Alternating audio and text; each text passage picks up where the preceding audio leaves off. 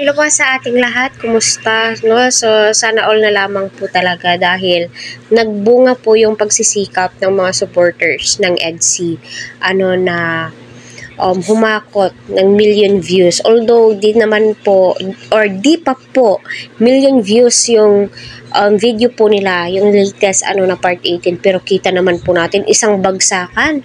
5 days is tumataginting na 715,000 views na po. Unang-una, congratulations sa Team EDSI. Kalinga Prab, Beyonce, sa wakas, ito na yung ipinapanalangin ng viewers or ito yung ginagawa po nilang marathon. At isa pa, deserve na deserve po nila yan. Kasi kita naman po natin, o totoo po yung mga sinasabi ng mga supporters ni EDS na kahit sino ang itambal kay Edu ay nagva-viral o sumisikat po talaga. Yes, si Beyonce, at alam ko pong deserve na deserve ni Beyonce po to. Kung ano man po yung mga natatamasa po nila, deserving po sila kasi family-oriented. Kita naman po natin kung gaano karespeto ang mga magulang ni Beyonce.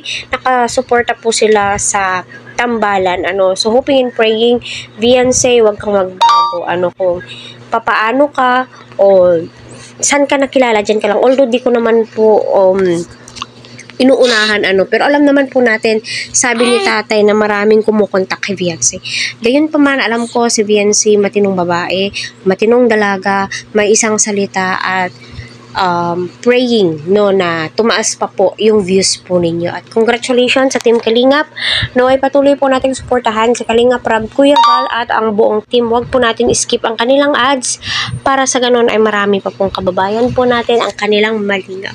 Congratulations, Edu, at maraming salamat sa effort mo kay Beyonce, diba?